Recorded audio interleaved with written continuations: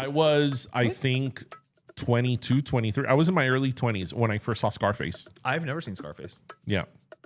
I know. Yes, that is the right face to make, Junior. I like the fly, pelican, fly. And it's a seagull. As we record this, today, because it's fake Friday, today it's 31 years that Selena... March 31st. I remember I was at the fair. Was not even... No, you have not. Yolanda, we're doing you a favor. At this point, it's in her best interest. Yolanda 34. Was 34. Yeah.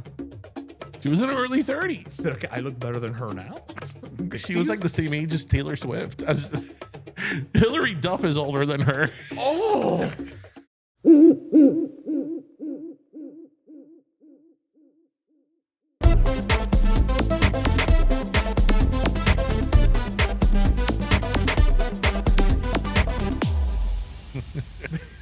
Live from Cultura Media House Studios is Pero Let Me Tell You. I fell down a rabbit hole. No, I fell down a rabbit hole the other day of that show Oscura Pero Encendida. Oh yeah. They had some like fucking fire ass people on. They did. And you know that was one of those shows that I kind of used to watch and I didn't realize I watched. Yeah, we watched it, and we watched it before because it ended its life on Telemundo. Mm-hmm. No, I usused to watch it on a local 41 or whatever. Yeah, well, welcome to episode 381. 382 of Pero Let Me Tell You. Pero Let Me Tell You. We are keeping the memory of Oscura Pero Encendido alive, but mostly just because we love the Merenbooty girls. Yeah. I got so excited. This Instagram page that I follow randomly the other day was posting a bunch of like old clips of, random performances, and they posted the Merenbooty girls on Oscura Pero Encendido. Yeah. And I was like, oh, I know them. I don't know them, but I know them. And, it felt a little I felt a little pride. You know what? I have to say that we've been lucky enough that since we started the show 9 years ago, we've had most of our dream guests on. I think that one of our goals should be to get the Merenbooty girls. We could get a reunion. And first of all, a lot of you are probably like, who are the Merenbooty girls? But there has to be somebody out there who listens to us right now, who not only knows who the Merenbooty girls are, but knows one of them. Yeah, at least one of them. Let's make the reunion happen. Look, we've got a stage here now. Yes. We could host it. They could do the remix, the Merenbooty girls. Oh my God, I can't wait till they put away the dishes. Just sit back. Okay, so for those of you who don't know, the Merenbooty girls. I don't think Junior knows. Let me tell you something. I'm going to go on a bold sort of statement here, but you go with me. I usually do. So the Merenbooty girls was this girl group in the late 90s that they sort of did these like catchy sort of remakes and disco songs. And they were here from Miami. They were all Latinas and they were like really sexy and like lots of pleather. Their sort of persona were like these sexy women. None of them could really sing, but that didn't really matter. I would like to think they were the Pussycat dolls. Yes. They walk so the Pussycat dolls could run. Yes. And you know what? I guarantee you, even though I don't remember any of the names of the Merenbooty girls, if they were asked why they were reunited with 3 instead of 5, they'd have a better answer than Nicole Scherzinger did. Yeah. So the Merengue, forget the Pussycat dolls. We had the Merenbooty girls here in Miami before anybody else. So listeners, viewers, if any of you know who one of the Merenbooty girls from back in the day, have us contact them. Yeah. We want to do a reunion here at the studio. And I'm sure one knows where the other ones are. Of course. Yeah, they keep in touch. Yeah, they're Merenbooty girls. Yeah, once you're always a Merenbooty girl. Yeah. It's like a Spice Girl. You're always a Spice Girl. You can ring my bell. Ring my bell. So sit back and relax while I put away the dishes. It's wonderful. That was on the box day in and day out. Yeah, I think they may have filmed the video here in this studio. They filmed it somewhere in Miami. Yes. Merenbooty girls. I literally thought you were saying men in booty girls. No, Chico. And that's what I Googled first. And then I found out it was Merenbooty. Meren, like merengue. Right, Merenbooty. Men and booty girls. And aren't these originally the Fanta girls as well? Because I just saw the picture and each one is a different color. And it looks like wanna Fanta, wanna Fanta. And you're kind of describing this as well. I would like I don't know. They're proto Fanta. That they are the OGs. Yeah. The set the template. Before the Pussycat Dolls, before the Fanta Girls, was the Merenbooty Girls here from Miami. Maybe even before the Spice Girls.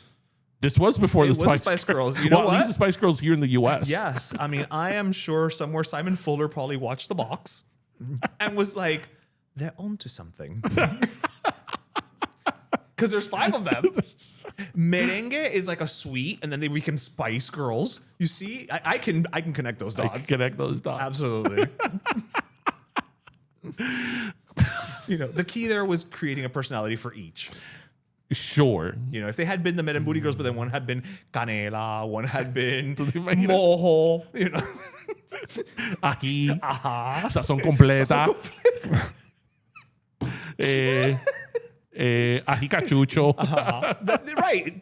Then it would have taken off. Ají verde. Then we would still be talking about the Merenbooty Girls. Behold would have totally been one. That's how you get the sponsorship. The Merenbooty Girls sponsored by Badia Spices.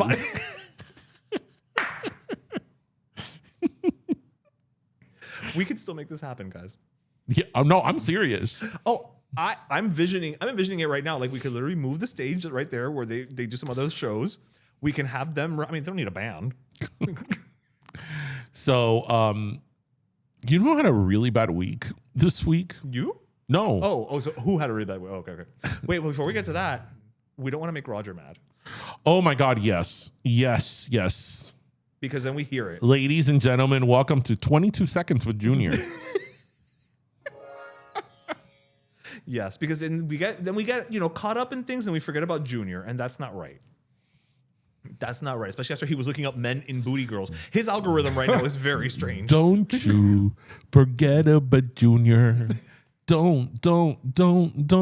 He said, nah. Are you ready, sir?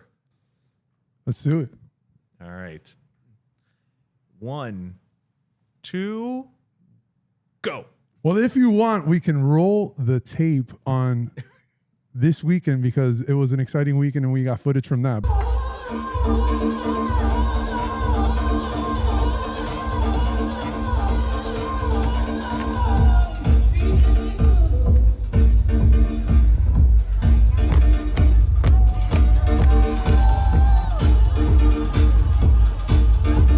But Saturday, I went to the South Florida Film Forum, and it was an incredible meeting and greeting a lot of people. Shout out to David Guanaga, and shout out to all the people in White Elephant Group that put on the event. And then Sunday, we went to Glitterbox! Defected Records on the beach with Ish, Jose, and the notorious SMP, my Dottie Deeds, Steph. It was an incredible time. We will spend a little bit of time on that right now. And forget those 22 seconds. Let's have some fun like Glitterbox would want us to. Yes. Yeah, you went way over. We're at 44 seconds right now. That's 22 times 2. There you go. It was double the fun, double the time. So, yeah. Yep. That's the weekend. We had a blast on Sunday. That's awesome that you guys went there on Sunday. I went on Sunday. I went to Aldi. Well, Glitterbox is like Aldi, except it's not. So tell me about Glitterbox. Well, we went to... You know what's funny? When you told me that you were like, oh, I went to Glitterbox. I'm like, oh, is that some drag brunch that you are into or you go to? No, but the iconic Lady Bunny was there. We basically got almost run over by La her. Señora Coneja. La Señora Coneja. Mm-hmm. Which is a very different person, by the way. She's on OnlyFans. Oh, okay. Yeah. La Señora Coneja's on OnlyFans. Yeah. No, it was really fun. So Glitterbox, for those of you who don't know, it's they're UK based, right? It's a UK based streaming radio service. Yeah, under the Defected Records label. Right. And it's very it's disco, house, remix, funk, a little bit of everything. And there were 6 DJs? Yeah. Back to back? Yeah. Yeah. And there was a couple playing back to back, and then the first 2 were 2 sets of 2 DJs each going back to back. Right. And then it was single DJs, the Maklovich brothers, so 2 at that time, but it was a roster of I think 6 or 7 acts the entire time from 1 to 11. Yeah. That's a lot of Glitterboxing. That's a lot of glitter. That's even too much glitter for Mariah. Was Kesha there? It was so much fun, and the weather was perfect because actually, well, you missed the rain, Junior, but yeah, you got there a little later. But it was raining, and then once it stopped raining, it was nice because it was like cool, So Not humid. It wasn't humid. It wasn't overcast. It was just perfect at the Sagamore. And honestly, like I went last year, and then when we started doing this, I found out that Junior lives to listen to Glitterbox as well, and so we went this year, and I had a fucking blast. Is this sort of like a sort of off event of Ultra? It's part of the Miami Music Week. Yeah. So it's Glitterbox. Can go to Ultra, go to Glitterbox. Go to Glitterbox at the Sagamore Hotel. It's funny because I've always said this, like, I would love to go to Ultra, but I don't want to buy 3 days of Ultra. No, because you have to buy 3 days. They only sell it as a package, So like Coachella. You can't buy. I don't want to buy 3 days. Yeah. I just want to go one day. Like that's too much. That's too much Ultra for one. That's ultra. Yeah, that's ultra. And if Steve Aoki's there, I'm not going. I'm going to catch the cake. I will be in the front row because I'll get to eat the cake. You're going to wear the cake. Yeah, I know, but I can lick it off myself. Like he's a Nepo baby. Yes, Benihana. Yeah. Yeah, His father founded Benihana. And now he throws cakes. As opposed to hibachi. Yeah. Maybe that's where he was inspired. When they throw a little shrimp at you? Maybe he created it. Yeah. And he's like, next level. I got to amp it up. I got to take it to the next level. Yeah. Well, it's nice that you guys had fun. Yes, we did. We had a blast. Next year, you should come with us. Sure. You should do, 10 hours of dancing. Sure. As long as I don't have to stand on a box. I don't know why I saw you on a box. No, there was no boxes. There's no, just a glitter box. Sure. But not an actual box. Sure. Yeah, you can't stand on a glitter box. No, Chico, it's a box full of glitter. Yeah, but not made of glitter. But that's so much glitter. Glitter is just, it will never go off of you. Especially if it's the big one. It is. Yeah. Yeah. Well, that's good that you guys had a good week. Yes, we had a fun time. Well, what I was going to say is, who's had a bad week? Tiger Woods. Oh. What's up with Tiger Woods getting all these DUIs? Yeah, he could have while driving SUVs. Yeah, he could, so many letters. Yeah, he should have gone to Glitterbox with us. Yeah. So I was reading about him. This is like what, his third, fifth. Yeah. No. Well, I was reading that he's going to seek treatment. Doesn't he do that after every one of them? I'm not sure. I mean, I'm not trying to minimize it, but I feel like when you're a celebrity and you're caught in these situations, your PR people, the first thing they do is like, he's going through something, he's going to seek treatment. Yeah. And that works the first time you do it, and anybody can fall off the wagon. But by the time you're on 5th DUI, you know what, sir? I just don't believe you. He parties hard. For a golfer, especially. For a golfer, who knew? I know. He's probably spiking the Arnold Palmer. It's called the John Daly. Wait, when you spike it, it has a name? Correct. Named after another golfer, which was a big drinker. I was going to say, did he get DUIs too? No, I think he had people driving him. Oh, okay. So he was smart. It was back in the day too, so maybe he just knew all the cops. He had a caddy. Yes. Hey, Can I just say, I want to say, now that you mentioned that, I want to say something. An Arnold Palmer is one of these drinks that everybody can do, but not everybody could get right. Yes. Because the ratio is so important. And I love Arnold Palmers, but it's so upsetting when the ratio's off. When it's, do you think you could make an Arnold Palmer, or it's one of those things that you think you can make but you're not sure? Well, I've never made one, okay. But what I'm saying is, like, when I have, sweet tea with lemonade, nah. Or when I have lemonade with a shot of sweet tea, nah. No. You have to know how to make your Arnold Palmer. That is one of those things that I don't stop to think about, but you're and right. No two Arnold Palmers are the same. Some of them are not that great, and then some of them it's like, oh my God, I'm so refreshed. But an Arnold Palmer is like citrusy snowflakes. It's a great drink to have like on a really hot day. I like a cold lemonade on a hot day, but yes. Okay, sure. I do. I didn't say I have them. I just say I like it. Sure. You like some. You like a spritzer of some sorts. A spritz? I don't even know what that is. You know what I think is hilarious? All Cuban women say this. All older Cuban women say this. Every single one of them say, ay, yo no tomo, Pero cuando hay calor, qué rico es tomarse una cerveza bien fría. It's like, were they put apart in school in Cuba and like told this? Because there's not one Cuban woman that doesn't say that. Ay, sí, una cerveza bien fría cuando hay tremendo calor. It's like, wow. It's the Cuban version of a finishing school. Sort of. Yes, that's they take the girls aside. They teach them about their periods and cerveza bien fría. When did girls do finishing school here in the United States? Well, that was back when like they would do cotillions. What's cotillions? White people 15s. Oh, I know cotillions from Titanic. Right, like a coming out party. Yeah. Which is not the same as a coming out party now. No. Right. Well, but wouldn't that have been a debutante ball? It's all the same. Like it's all mixed. You know when I think of debutante ball, what I think of? I think of Blanche. Oh, 100%. Yeah. Well, yeah, that's actually the first place I ever heard the word cotillion. She would talk about like, I would go to the cotillion, Yeah. It was very Southern, debutante balls, all that. That, and I think of, what's her name? And when she threw that baton, she threw it faster, higher than anybody has. Designing women. And when that baton came down, 35,000 men all wept. And that is the night that the lights went out in Georgia. Have you ever seen that monologue, Junior? I don't think so.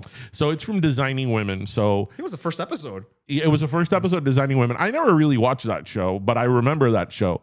And it's that Dixie Carter. She was known on that show for having like really long like monologues. Like, man, but cutting monologues. Like, how does she like learn all that? And it was like one take, right? And there's this monologue that she gives in the pilot episode about like her sister winning the Miss Georgia pageant. That she wasn't any Miss Georgia, she was the Miss Georgia. And she goes on this like, I don't know, like 3 or 4 minute like just it's long boom about it, and it's like great. It's iconic. It's like great classic television. It's really, really good. When is this from? Designing Women. No, when? Like 86, 87. Okay. Yeah. That show's from the late 80s. Okay. Yeah. It's again, that's one of those TV moments that people you remember where you were. The lights went out in Georgia. And that's why, Marjorie, so and your children know. And your children and your grandchildren will someday know. Is the night the lights went out in Georgia. That's a great scene. And I didn't even watch that show. Yeah, no, because again, that's back when we only had 4 channels. Yeah. So eventually you were going to see it, whether you wanted to or not. No, but that's one of those scenes that like make their way around Instagram or all that. So, yeah. Yeah. They probably make their way around when like there's apagones in Cuba. Cubans are not going to know about the lights went out in Georgia. Although that's where they're living now. The lights went out in Havana. The lights went out in Guanajuato. In Carlos Roja. Well, they had no lights to begin with. I was going to say they wouldn't know the difference. It's like being Amish. What about being Amish? Well, I mean, if you're an Amish girl, like how do you know if it's a candlelight romantic dinner or just dinner? You didn't come up with that by yourself. I didn't, but but come on, it's great. That is good. Like, how does she know? She doesn't.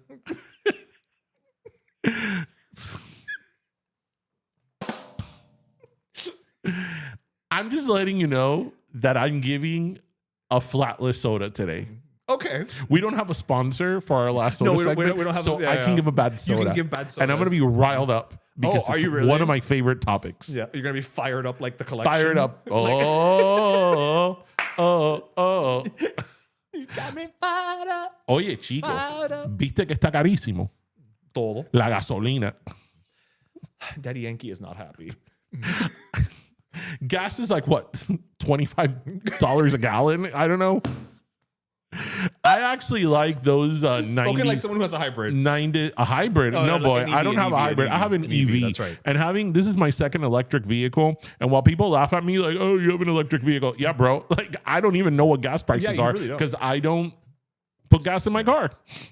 I really don't know. I mean, it's not part of your life. I know what they are now because people are complaining about high gas prices. But if it's $2 or $3, I generally don't look at it because I don't need to fill up my car with gas.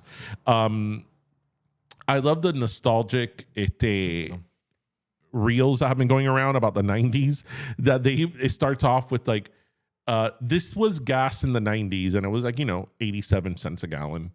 Was it really that cheap? It was. Wow. It was. Wow. No wonder we could all chip in and afford to go around in my Buick Regal. But okay, think about it. Like back then, you used to fill a car with like $10, $15. It's true. Even a big ass car like mine. Yeah. $10 or $15. And now it's like $70, $80. That's what someone wrote about having $10 in their glove compartment, emergency gas cash. Mm-hmm. $10. Now $10 doesn't even buy you $9. You owe them. Yeah, exactly. They're like, you owe us money, sir. And now with the no pennies thing, te jodiste. That's true. There's a sign at Aldi about that actually, where it says like, if your change comes out to like having a penny, we're gonna round it up to the nearest, to 5 cents or whatever. Yeah. Right. So you have to pay more. No. In terms of change. Okay. Whatever. So basically, if it's 2 cents, they're gonna give you a nickel. Oh, okay. So you win. You win. You come out winning. Okay. Yeah. Okay. Yeah. So That's fine. Yeah, I could see that. That's a positive. I could see that. So, Yeah, it's positive. what do you have? Positive. What do I have? Let's see. I had a couple things here. I do go around, kind of hitting save on the Instagram of, little topics and things. Oh, I saw this one. So were you aware that in China now, Kris Jenner is a symbol for manifesting wealth and CEO level success? Wait, that was a lot to take in. Wait, who's Kris Jenner? Oh, Kris Jenner. Yeah. She's what? So she is where'd it go? Damn it.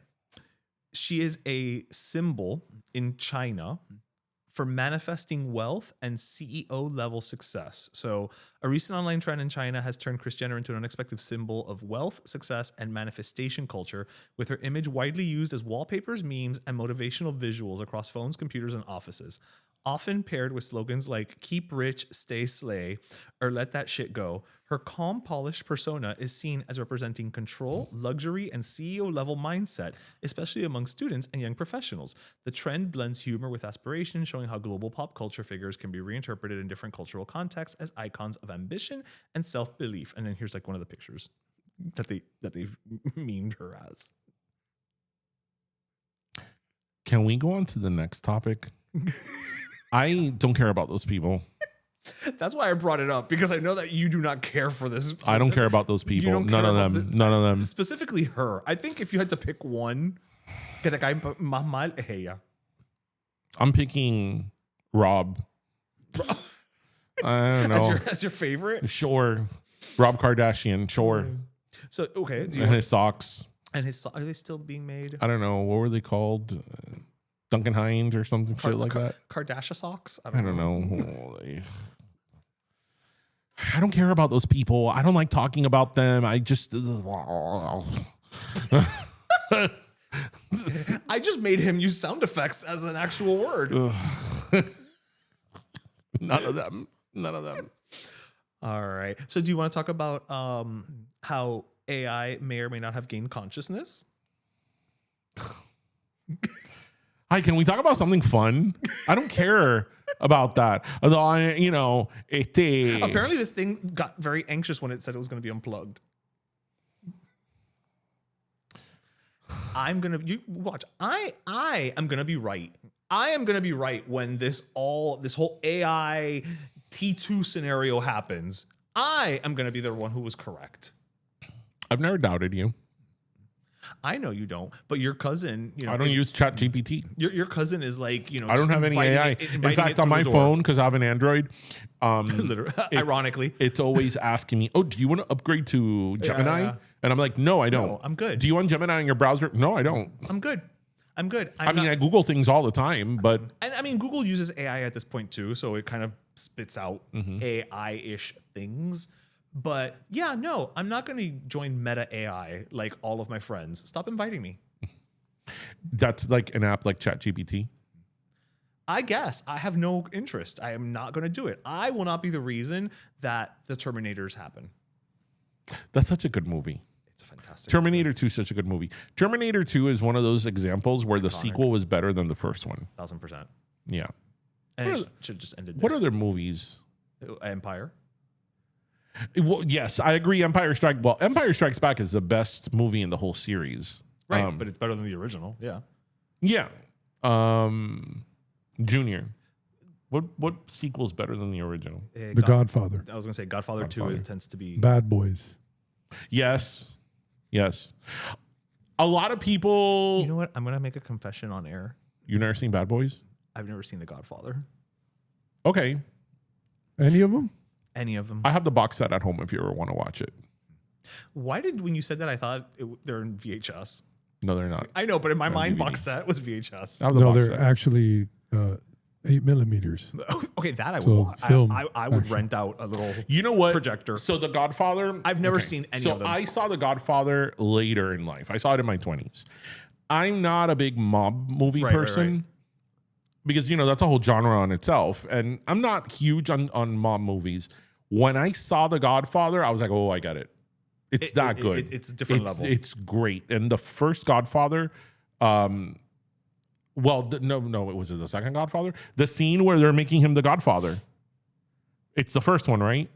That whole montage at the end is like so good. Oh, yeah. It's just it is one of these movies. Maybe you watch it and you think, oh man, it's not my thing, right? But you can't not watch The Godfather and be like, this is like filmmaking at like You may not like it, but another it's a good level. movie. It's a great movie, right. and remember that movie was from the 70s, so there was no CGI, no special effects. I mean, this was a movie that was good based on the performances, the dialogue, and the script. Great movie. It is really worth the hype. It's one of those movies that people say it's theater in film. Yeah. So Oh, okay. you appreciate theater and you're someone that does, for sure you'll appreciate like the performances and everything, Right. like DJ said, because the writing and the execution from the ensemble, everything was like stellar like that. And it's the ones that, damn, is one better than two because they're both strong, but two might edge out one. Yeah. But That's- still, yeah. great films. That's one of those movies that I've never seen, and I actually want to see it. I've just never gotten around to it. Well, as I said, I have the box set. Yeah, but I'm saying, there's so many movies like that, right? Where it's just like, oh, I've always wanted to see X, and then you just never do, and then one day you just sit down and watch it, like 30 years later. I think 22, 23. I was in my early 20s when I first saw Scarface. I've never seen Scarface. Yeah. I know. Yes, that is the right face to make, Junior. Yes. What's good about Scarface is though that there's a lot of like, que sandwich. Que macana ni macana, si ve sandwich. Yeah. No. I like retire. I like the fly pelican fly. And it's a seagull. That's what people don't realize in the thing. It's like seagulls. And he's like, fly, pelican, fly. And I love it. Michelle Pfeiffer's dance. She's like, Yes. I love. She was the Do you know original what Hilary scene Duff. I love? You need to cut that shit, man. I love.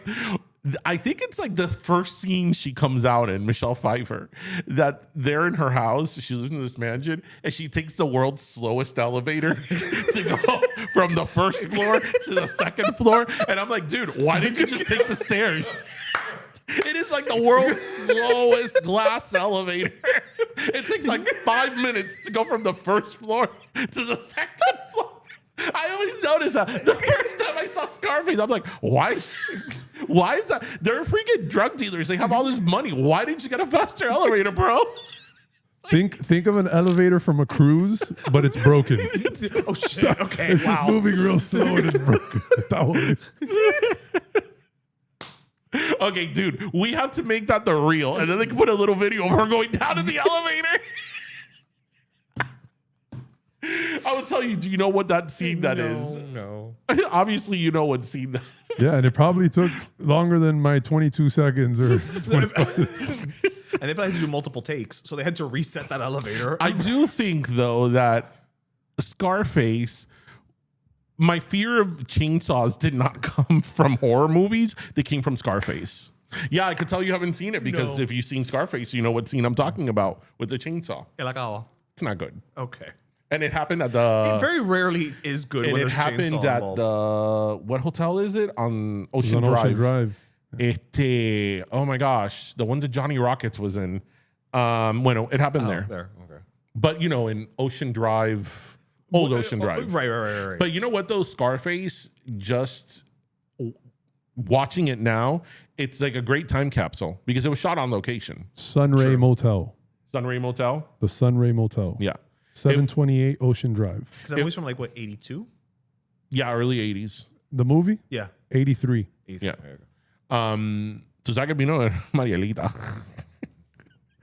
Because that already helped the Marielita's cause. Yeah, that when people talk about why are Marielitos so like, picked on, and here it is, you watch and you're like, wow, the world for years thought that this is what the Cuban accent was. Yeah. They should have listened. They should have leaned into Stephen Bowers and not. And I don't care. I don't care so much that he played that.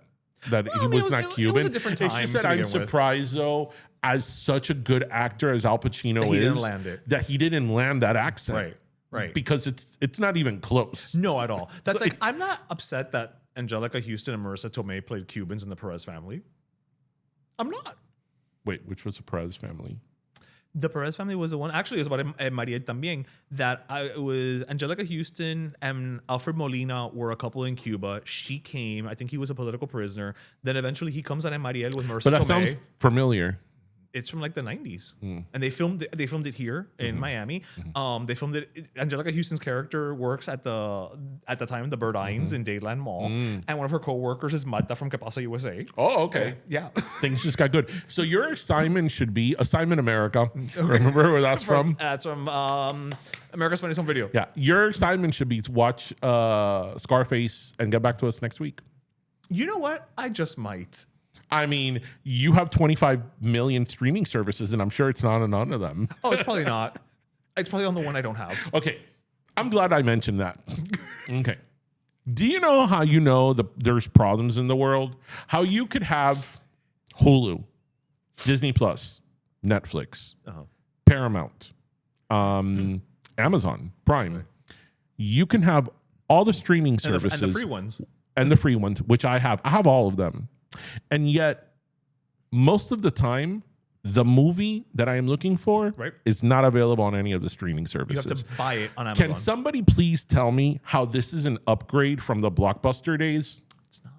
How? Because in Blockbuster, when you used to go to Blockbuster, maybe if you were looking for a new release, maybe they were all rented out and you had to wait for it to come in. But usually they will have whatever movie you're looking for. Yeah. And you always used to find it, especially if it was a movie that was, a few years older and back. You would always find the movie. But now I just find, like everybody else, that you have all these streaming services, you pay all this money for the streaming services, and rarely, if ever, the movie I'm looking for is available. And if it is available, it's not free. I have to buy it in HD. Right, yeah. Yes. So how is this an upgrade? Can somebody tell me how this is an upgrade? Because it doesn't feel like an upgrade. You know what? I will even grant you, how is this better than the original in the mail Netflix? Mm-hmm. Because at least then you were still able to, you go in, you would select your thing, it would come to your door. Mm-hmm. How is this better than that? It's not. It is not.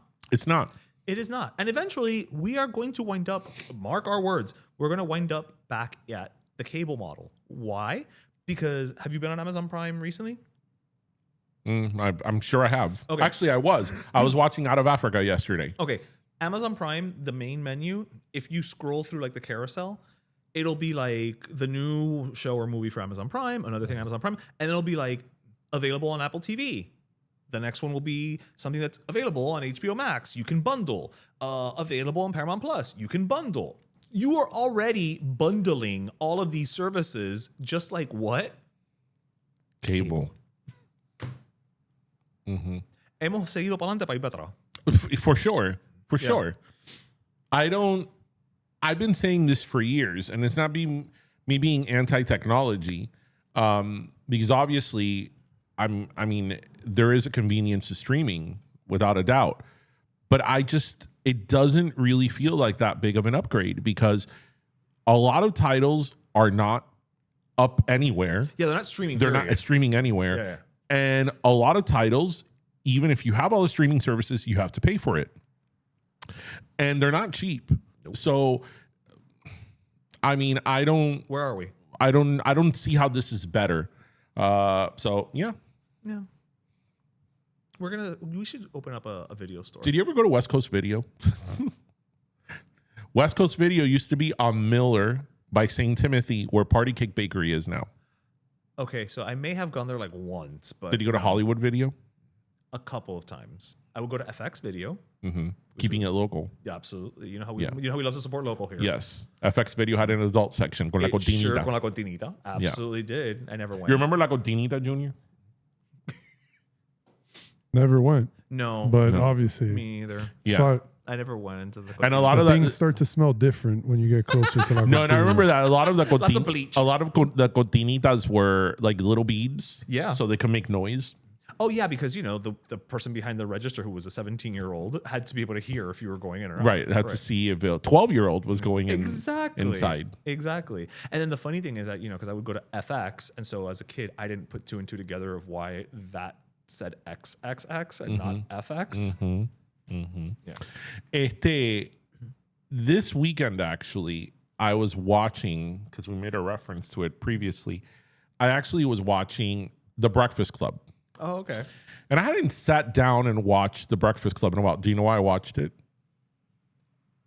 Was it the date that they were? It was March 24th. Okay, it was the date that they were in detention. Yeah. And I hadn't seen The Breakfast Club in a while. It had been several years since I had seen the whole movie from start to finish.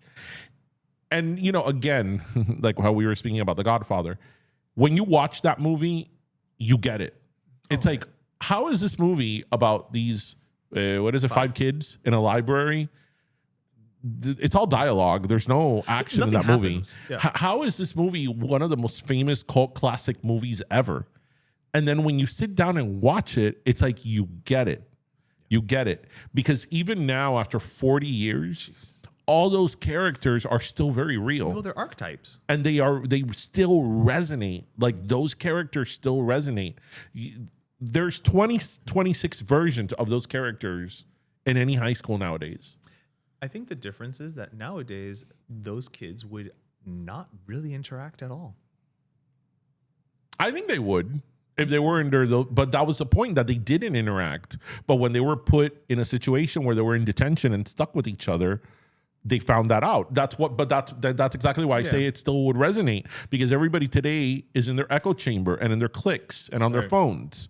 So when you take 5 teenagers and you put them in a library, obviously in today's day and age, since they were in detention, they wouldn't have their phone. Right. So it would still be the same premise. Right. Yeah. They wouldn't. Right. Actually, I would say that it would be even more, because They would have to figure it out. they would have to figure it out. So it's still like, I was seeing it from the lens of now. Yeah. And I'm like, wow, this movie still resonates 40 years later. And My nephews love that movie. they love it. Yep. Well, there you go. Yep. There you go. My nephews will sit and watch that movie. And there's no reason for them to like that movie. No, but that movie's kind of timeless. But exactly. Even though the fashion places it in a certain time, but there's nothing dated about it. You know what, though?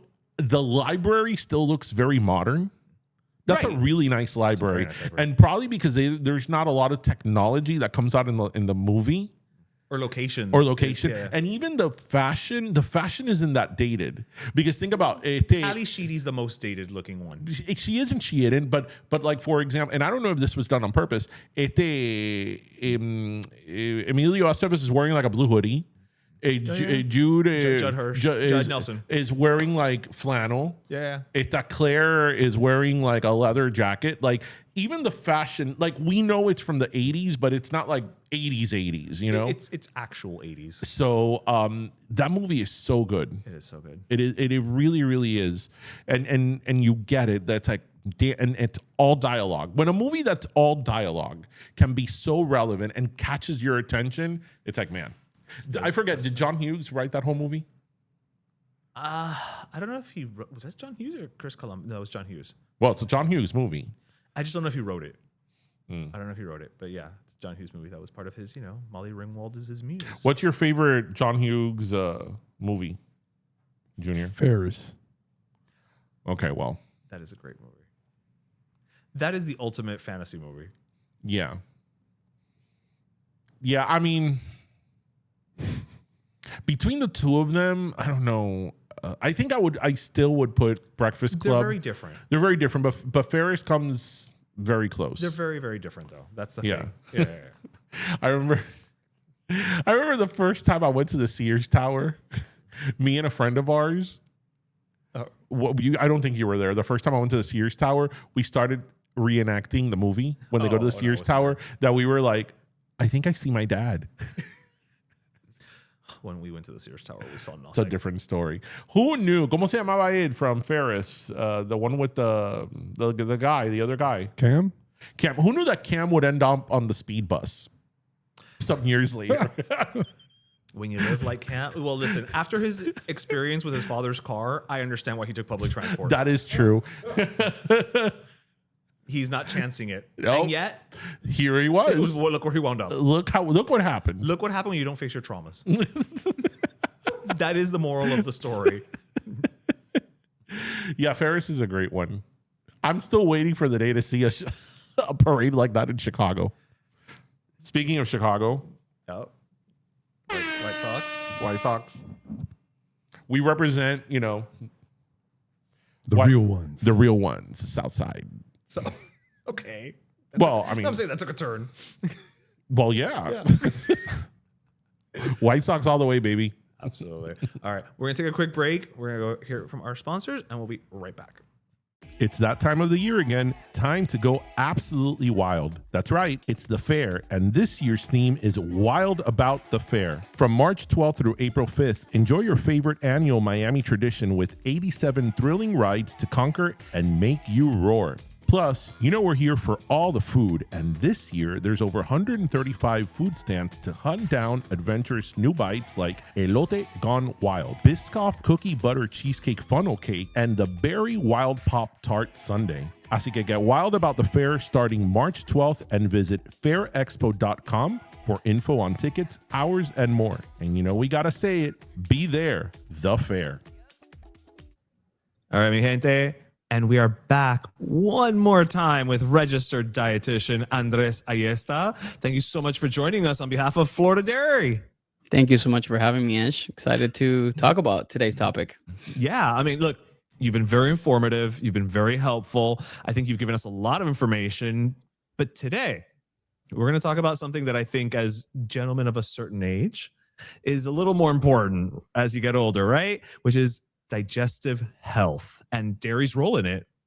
Yeah, not a lot of people typically consider digestive health, and they don't necessarily put dairy and digestive health in the same conversation, which is kind of interesting because people don't know that there's a lot of benefits around it, particularly fermented dairy products. And a lot of people don't know that yogurt is technically a fermented product. So when we think about things like yogurt, there's if you're familiar with kefir or kefir, depending on who pronounce it, and certain cheeses, they contain live cultures, which are essentially probiotics. It's live bacteria that help maintain a very healthy balance of beneficial bacteria in the gut. You think about the gut is kind of its own city, and the bacteria is just the people that live there, right? And you have to feed those people, and you have to feed it the right stuff to be able to do that. So these foods are emerging as a very versatile and food-based modulators of gut health, essentially, and overall physiology. So it's so important to incorporate them. And I don't think enough people really talk much about this, and we need to,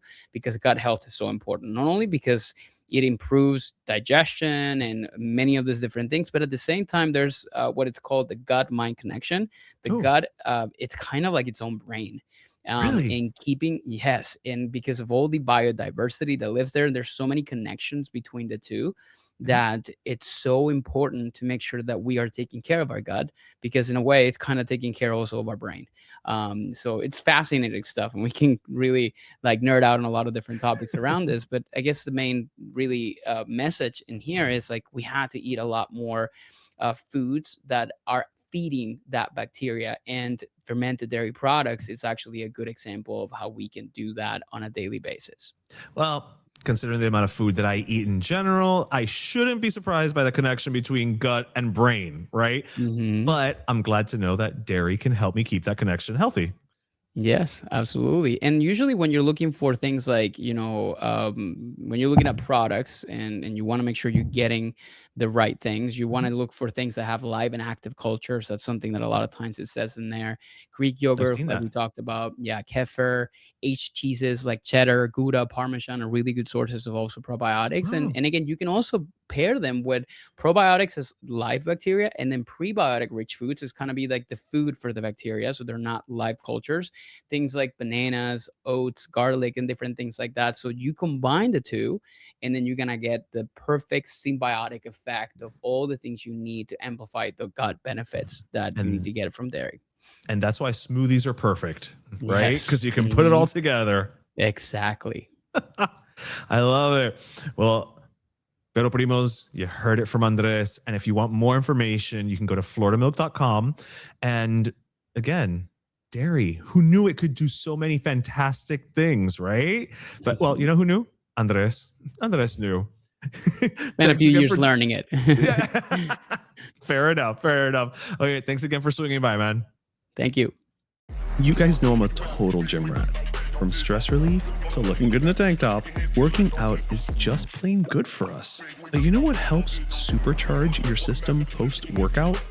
Chocolate milk. That's right. A serving of chocolate milk post-gym can help muscles recover and rehydrates with fluids and electrolytes within 30 to 60 minutes after exercise.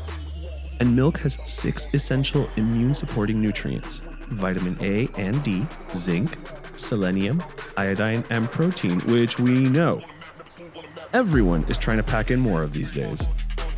Así que whether you're getting your cardio or pumping iron, remember, just one serving of chocolate milk can help muscles repair and grow deliciously. For more info on how dairy can help your fitness goals, visit floridamilk.com or lechedeflorida.com. Who knew chocolate milk could be so beneficial? Florida Dairy. That's who. And I just want to sneak this in real quick. I want to revise my pick because I wanted to confirm Uncle Buck is my favorite John Hughes movie. So I've never seen there you Uncle go. Buck. Jesus, Ish, you got a long list. I do. Take my Blockbuster I've card and never- check out a bunch Has of this things. episode been of movies you haven't seen? Pretty much. That's the running line through this episode. This is the less you know. With What other big movie have you not seen? This is what people are learning about. Have you me. seen Gone with the Wind? I have seen Gone with the Wind. Okay. Yes. Have you seen Metropolis? I have not. I have not, and I've always wanted to see Metropolis. Metropolis is not. No, but it's Easy movie to but it's watch. one of those like I just want to watch it. Have you seen? I'm thinking of like random movies. Amadeus. No. You haven't seen Amadeus? No.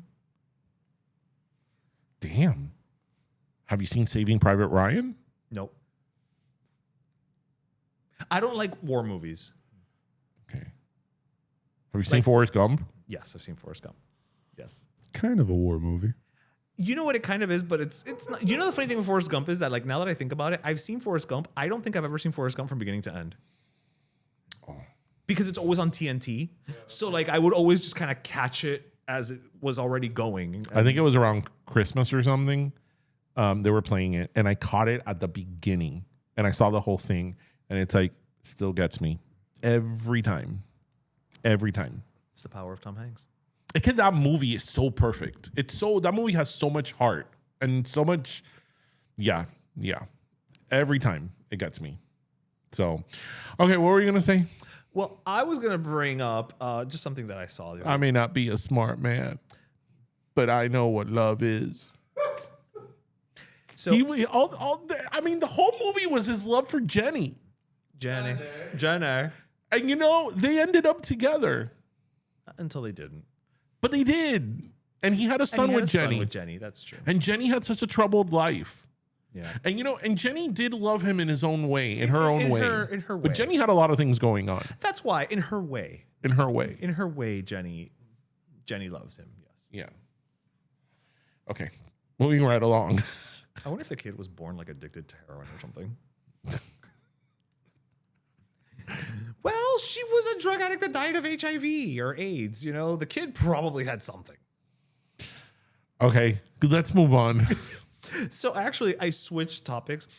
Because I was gonna bring up this one thing, but I just got served this other thing. And so as we record this, today, because it's fake Friday, today it's 31 years that Selena March 31st.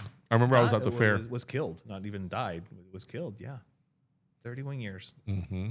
And Yolanda Saldivar is not going out on parole. No. Did she finally come up? Mm-hmm. She already came up for last parole. year. Mm-hmm. Oh, okay. And they said no. They denied her. They said no. You don't. No, Yolanda. No, Yolanda. Yolanda. No, you have not. Yolanda, we're doing you a favor. Yeah, at this point, it's in her best interest. It's in your best interest to stay in the women's penitentiary. Yeah. You know what? Even if you do find the box with all the answers. You know what I thought was so messed up about Yolanda Saldivar, in addition to I was going to say Selena? pick, because She was like 30. that is the real tragedy of all this. She was like 30 or in her early 30s. And she looked like that. She looked like una señora mal. Yeah, like she was ridden hard and put away wet. Like, Oh my God. Ridden hard and put away wet? yeah. You've ever heard that saying? No. El chico del apartamento 512. Yeah, it's been 31 years. 31 years. That's insane. Like, oye, como pasa el tiempo, caballero. I know I sound like my parents. 31 years. Yeah. I remember it like it was yesterday. That's all Primer Impacto did for like a month. Yeah. She was 34. She was Yolanda 34. was 34. Yeah.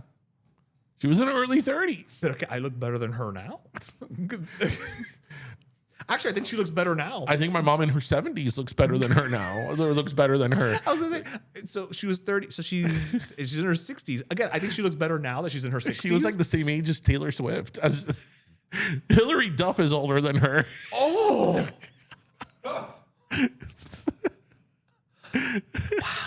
That's a bad 34. man. Because she had bad hair. To start.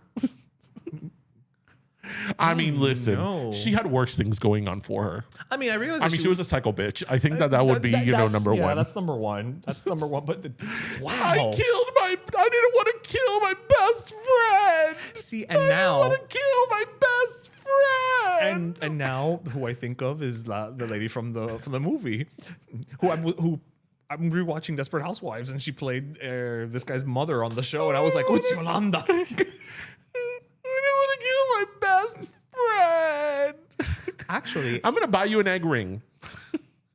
now that I think about it, I think that the lady who played her in the movie at the time was probably in her 50s. So she probably looked better than Yolanda. I mean, they did. could have hired, I don't know, a Phyllis Diller, and she would have been looked younger. Would have been a great cast. What? Phyllis Diller? Phyllis Diller. Yolanda Saldivar? Yolanda Saldivar, she went, ha! With her hair, with that big long cigarette stick that she always had. Selena. Or what was the other one? Carol Channing. Carol Channing. I killed my best friend. Oh no. Lupe Ontiveros. There we go. How old was she when she did the movie? I know I'm asking you to do like She quick was math. 52, turning 53 years old. She looked playing a 34-year-old. And she looked more age appropriate. Yes.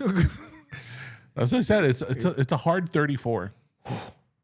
I mean, I realized she was also She's standing 18 years older. She was also standing next to Selena, who was gorgeous, so that didn't help. No, but it wasn't about Selena. No, but I'm saying it didn't help. So it did not help matters. I mean, and then this lady was standing next to Jennifer Lopez. I mean, Jennifer Lopez could be Yolanda Saldivar's mother. That's great. Actually, at the time of the movie, Jennifer Lopez was probably the same age as Yolanda. Not far. Oh my God. Yeah. Está loca para carajo.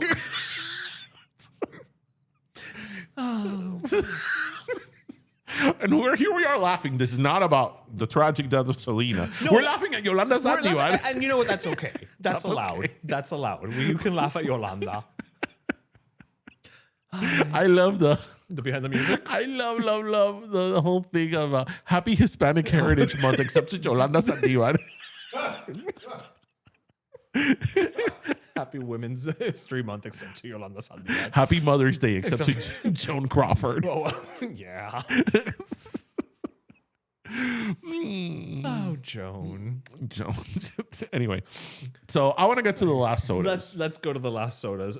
So I think you have a flat soda this week. I don't know if you want to go first. The flattest of sodas to give this week. Pero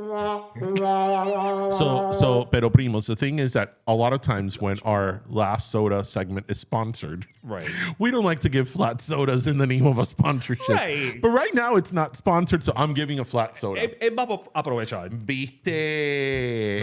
¿Quién? When he started, that alone, that intro, viste, that E that went on forever. What family is in the news again? Oh, I thought of you.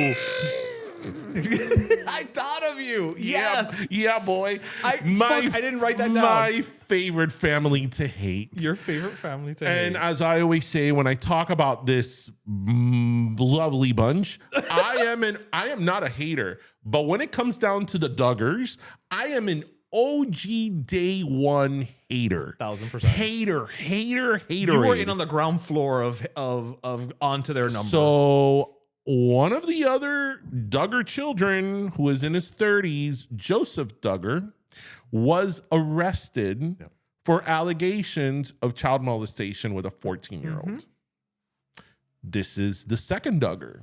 Right. One of them's in jail, right? Josh. Josh is in jail. For this exact thing. Yeah. Oh no, Josh is a hot mess. Not only did he sexually abuse his sisters and other, they caught him on Ashley Madison that's right. and all that. So he's got. And then they also arrested his wife. Yes. Because they were trying to she didn't comply with police and something that she barricaded the kids and one of those things. So she also got arrested, but she was released. And there's pretty strong allegations of him against Florida. Sexual abuse of a 14-year-old. So, I'm not happy about anybody's misery. Even people that especially I don't not like. The victim. Especially, my comments obviously are not about the victim. And even when awful people do bad things, I'm generally not the type to kick them while they're down because they have their own demons to deal with. So whatever. But it's just my ire for the Duggar family is so much. And just that it's because I always saw through the bullshit, and it's so much worse than I ever thought, You couldn't have imagined. No, because I'm maybe one of them is, cheating on his wife, right. Maybe they have one or two, they have a lesbian or a gay kid, right. And they're going to have to deal with that. No. If only that was their biggest controversy. No. We're dealing with predator child abuse and sexual abuse. It's so much more than I ever imagined, right? And again, the reason why I continue to bring up the Duggars is because they were people who were very loud and proud, and they took that all the way to the bank about their values and their traditional values and how, they were so conservative about their values and the girls have to dress a certain way. And how she would say, the parents would proudly say, we can't have boys taking care of the girls. No, the girl, we have to separate the girls from the boys. And I'm Michelle and Jim Bob Duggar, the call was coming from inside the house. Yes. So again, I'm not happy at any of their misery because also a lot of those kids have been victims themselves, right? But it's just the hypocrisy of the parents. It's just so I hope they're okay. They're coming to get them. Yeah. It's just the hypocrisy of the parents. I always saw through it. Right. And it was so annoying and wrong and disgusting that it's that self-righteousness and that's why you're saying you don't take pleasure in it, but that is why that's my exception. We all have one exception. But that is the epitome of Schadenfreude, right? Which is, for those of you who haven't seen Avenue Q, which is, German for the happiness at the misfortune of others, which may be the most German thing ever. It's that thing of when people position themselves, right? Because no one is doing it to them. Mm-hmm. When people position themselves as self-righteous, holier than thou, the epitome of, over and over again of I'm a paragon of virtue and you are not living life properly and blah, blah, blah, blah, blah. When you fall, it's delicious to watch. Yeah. It just is. Yeah. Because there's nothing better than to watch somebody who has made a living, in this case, of professing themselves to be quote unquote holier than thou for all intents and purposes, and to see like, you know what? It's all for nothing. Yeah, and the thing with them also is because, of course, I saw their documentary like the day it premiered. Like I had it. I'm surprised you're not working on the new one. I had. Oh, is there a new one? No, I'm saying I'm surprised. Oh my god, can we have another one? I'm surprised you're not working. I want on another it. one. I want like a series. Billy Corbin, call him. I want like a series on the Duggars, the downfall of the Duggars, Duggar downfall. Duggar downfall. Oh, surviving the Duggars. Oh my god, Netflix, get on this. We could promote it here on the show. Like 100%. Come on. No, and not only, sexual abuse allegations aside, just from hearing their older daughter speak, just contractually, how the parents treated them, how they did all these spin-off shows for them and they didn't get paid for that. No, not a dime. And like one of them, I think they wanted to videotape her giving birth and she didn't want to, but then she had to because her dad had made her sign the contract. So arriba de eso, eres tacaño y eres un egoísta con tu propia hija. Pariendo alante de América. Jim Bob Duggar. Oh. And then her voice, Michelle's voice. Oh my God. Okay, but in all fairness, if you had given birth to 20 children, you'd have no That woman was a cheerleader.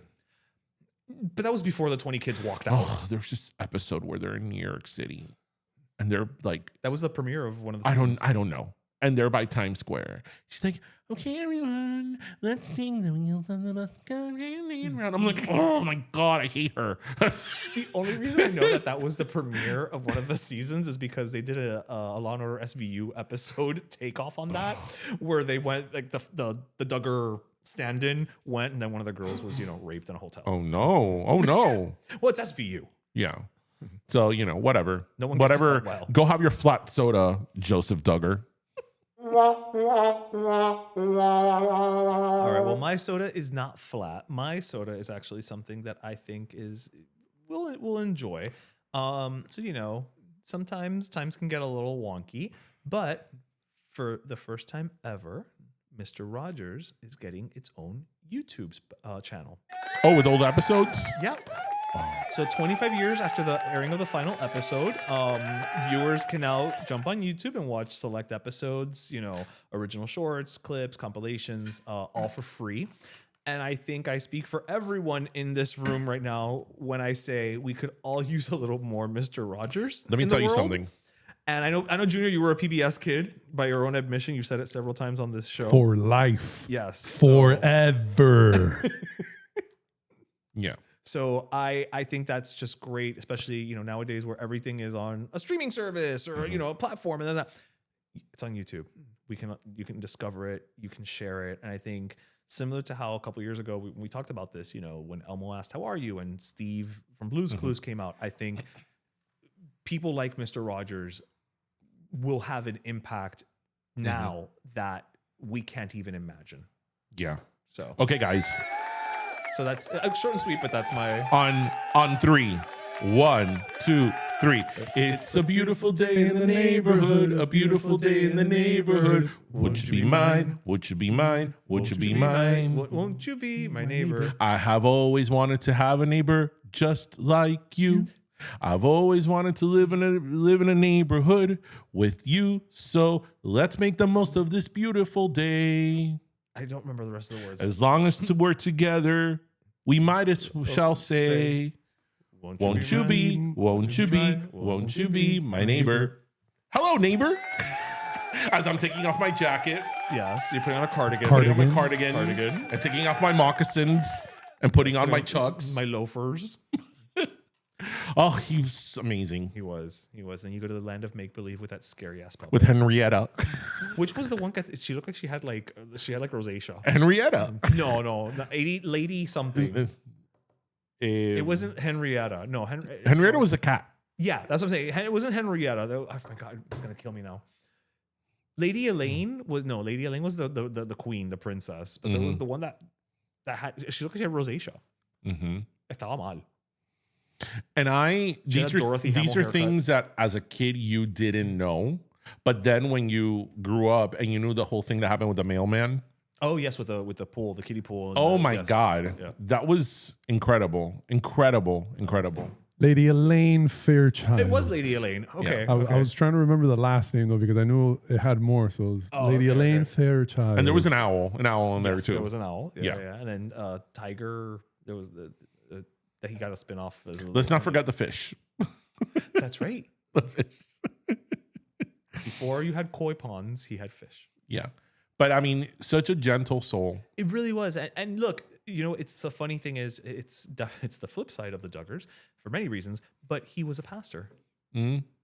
He was a pastor, right? Mm-hmm. And here he was, using his position to educate and to really position things from a perspective of just kindness and nurturing, right? Not fire and brimstone, and I'm sure he probably had very conservative views for certain things. I mean, he was a man of a certain age and a certain time and he was a pastor, but it never came across as proselytizing or, speaking down to someone. Yeah. But I think also if you, again, go back to the whole thing with the mailman, and for those of you who don't know, the reason the whole thing, so there was a mailman on the show and he was black, and the whole reason why there was several scenes where him and the mailman would be allowed, like they would have their feet in like a kiddie pool. It was like a hot day and they would have their feet in the kiddie pool, and all that was to talk about how, like, at a certain time in U.S. history, like for example, people that were of color, people that were black, were not allowed to go into public swimming pools. Like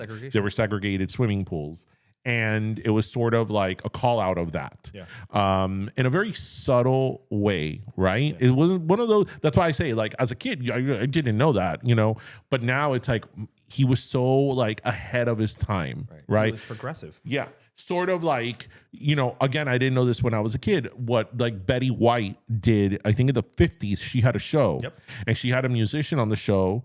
I think he was a musician. It might have been Al Jolston. That he was black, and she sort of gave him like a spot on his show, and they danced together. And he started becoming popular, and she whatever network wanted her to cut back on that because she was starting to lose viewers, and she said no. Yeah. She's like, I'm going to keep him on the show, and eventually it did cost her the show. Yeah, but she stuck to her guns. And she had the last laugh because she lived to 100. Right. No, but this was in the 50s, and it was like a white woman, taking that chance. That's why I think that, like, when you're on the right side of history, you're on the right side of history, right? And look, in this case, life rewarded her with a long life. Yeah, a long life that she was able to really see the fruits of her labor, and because Betty White was giving her flowers for many years, and Mr. Rogers is a good one. Yeah, that's a good one. Go check it out.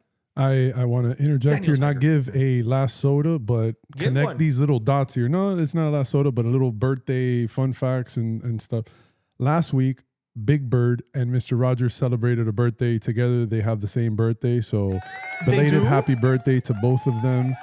And today, not on Fake Friday, it is the birthday of William David Daniels, a very important character in my upbringing. Love him. AKA Mr. Feeny turns 99 years old today on Fake Friday. Another incredible figure to look up to, like a Mr. Rogers. So drink up, Mr. Feeny. So I'm so have your soda. I'm so happy you brought up William David Daniels, 99 years old today. Because I, like you and like so many people, loved Mr. Feeny, and I loved Boy Meets World. About 8-9 years ago, I started watching St. Elsewhere. I don't know if you've heard of that show. That show's from the 80s. And every time they make a list of like the best shows of all time, they always put St. Elsewhere. So I'm like, I really want to watch this show. And I did.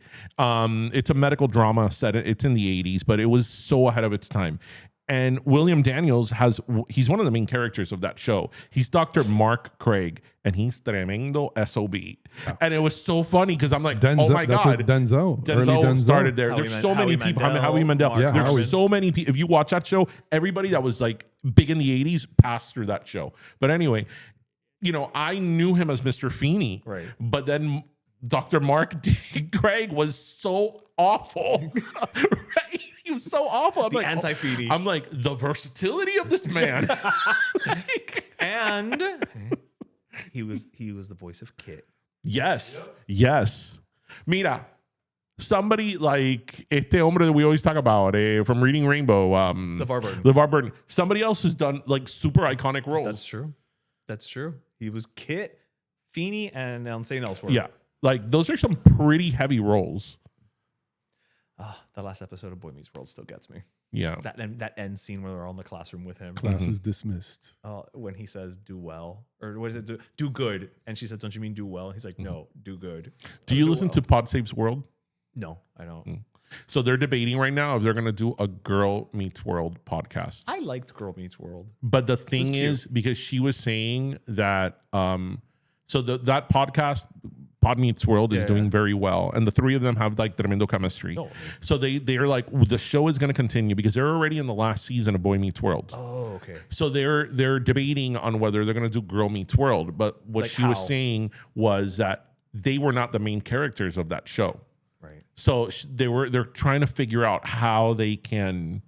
Well, I mean, she was in practically every episode. Right, but the show isn't from their perspective. No, I get it. Yeah. Yeah. So yeah, I thought it was Probably best if, here we are giving them, free pointers. Or whatever. But maybe just each episode invite a different character, a different actor from Girl Meets World, and then have that kind of bridge everything.